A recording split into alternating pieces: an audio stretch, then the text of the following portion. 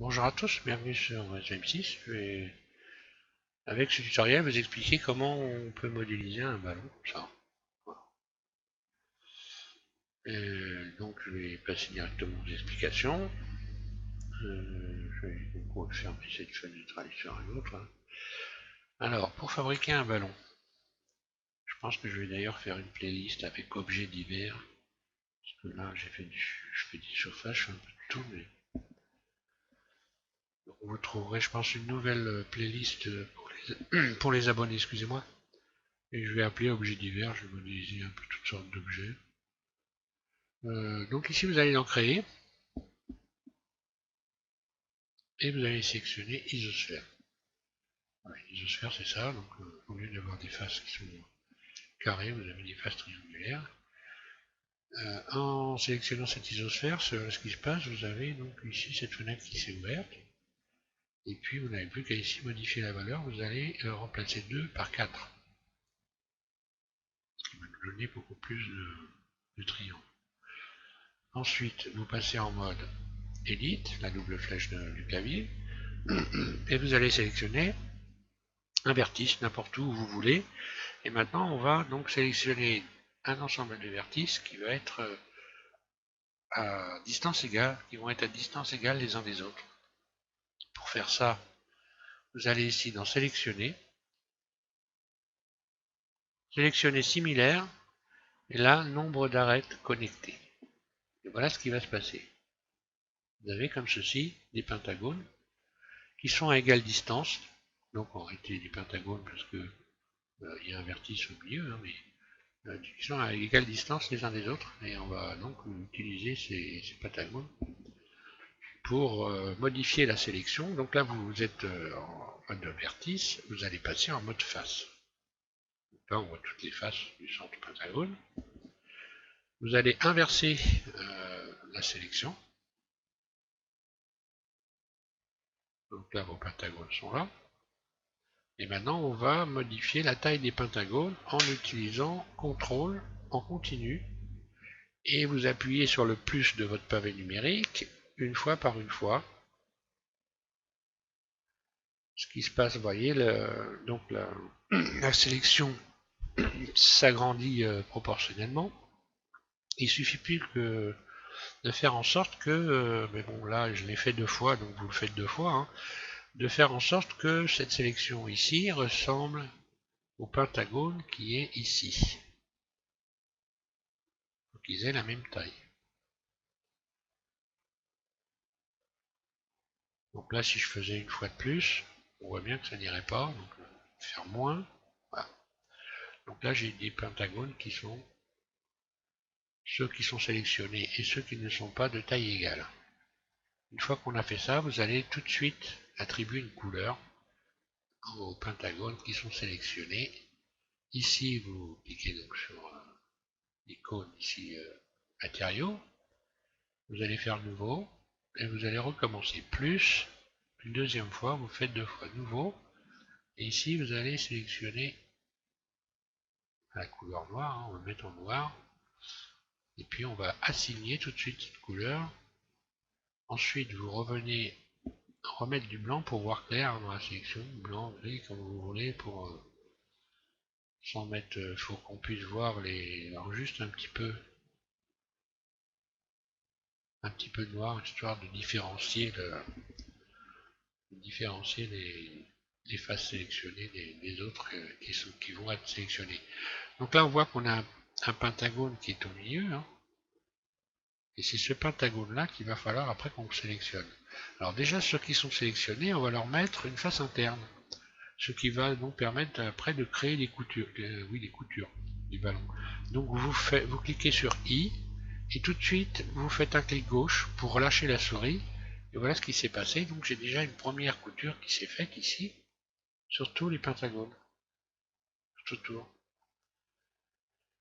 Donc maintenant il va falloir faire en sorte de sélectionner les autres pentagones, ceux qui n'ont pas été sélectionnés, et donc on fait ça en procédant de la même façon pour étaler les surfaces comme on a fait pour cela. On a étalé les surfaces en faisant CTRL+, et bien là on va étaler les surfaces en sélectionnant le triangle qui est au centre, ici, un clic droit, et je vais étaler donc la sélection en faisant CTRL+, jusqu'à temps que j'arrive au bord de la couture. Et là, je vais pouvoir donc faire I et rajouter une couture, ce qui permet de, ici, à cet endroit-là, de pouvoir avoir des coutures, parce qu'autrement, ce qui se passerait, c'est que, évidemment, ici, je n'aurai pas de couture. Donc, je sélectionne celui du centre, CTRL+, donc 2 fois, hein, j'ai appuyé 2 fois, et puis I, un clic gauche tout de suite, vous lâchez, vous faites ça pour tous les pentagones, ici, CTRL+. Alors, on peut le faire en faisant plusieurs à la fois, mais je vous conseille pas, à moins que vous soyez très habitué. Hein. Perso, je peux faire ça, par exemple, en sélectionner un de ce côté-là, puis un ici, CTRL+, et puis efface interne. Je vous déconseille si vous n'êtes pas trop habitué. Pour la première fois, vous ne mieux pas trop faire ça. CTRL+, I, je lâche. En faisant un clic gauche, je vais couper la vidéo. Et je vais continuer ça pour pas avoir une vidéo trop longue. Et puis une fois que je vais avoir fait toutes les coutures, je vous reprends. Voilà. Voilà, donc j'ai fait le tour. Donc on va retrouver comme ceci avec des pentagones comme ceci qui ont donc deux rangées de faces tout autour. Donc nous permettent de faire des coutures. Une fois que vous avez fait tout le tour, alors regardez bien surtout, hein, n'oubliez pas, parce qu'on a tendance à en oublier assez facilement. Vous sélectionnez une face ici, une simple face. Et vous allez aller ici dans sélectionner, cette fois-ci vous allez sélectionner similaire, sélectionner similaire, puis ensuite vous allez aller cocher sur zone d'air. Et ici vous avez à la place de ce chiffre là, vous allez taper 0.005. 0.05. Un clic gauche, et là vous allez sélectionner toutes les coutures. Une fois qu'on a sélectionné les coutures, on n'a plus tout simplement qu'à faire extrude surface, rentrer les coutures à l'intérieur. Voilà ce qui se passe.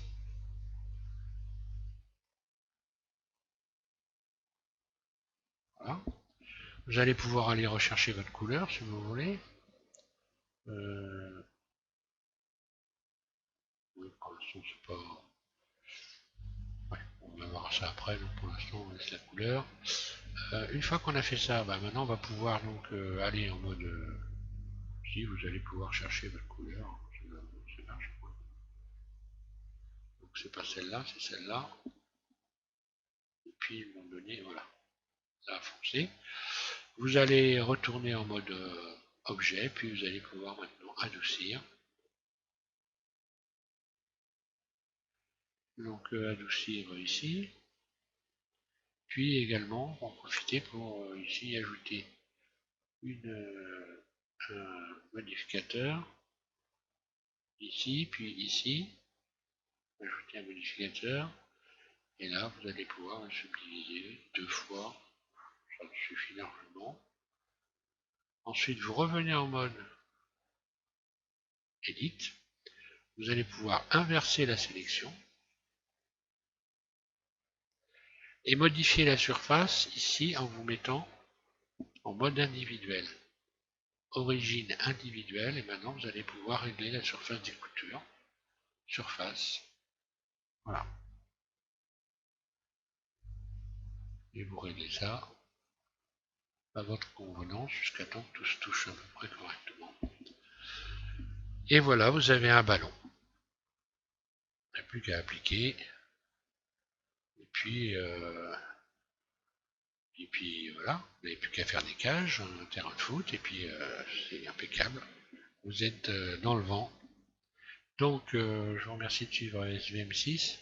Je vous invite donc à continuer à suivre mes tutos. Je suis en ce moment dans les surfaces, je fais une 2 chevaux, enfin il y a de nombreuses vidéos, hein. Vous avez plus de 200 vidéos, vous pouvez regarder. Je vais continuer à modéliser divers objets. Et puis donc voilà, je vous invite à regarder tout ça pour ceux que ça intéresse, en espérant que ça vous intéresse. Et donc, je vous remercie de suivre M6, et puis donc, je vous souhaite à tous une bonne modélisation. Voilà, merci.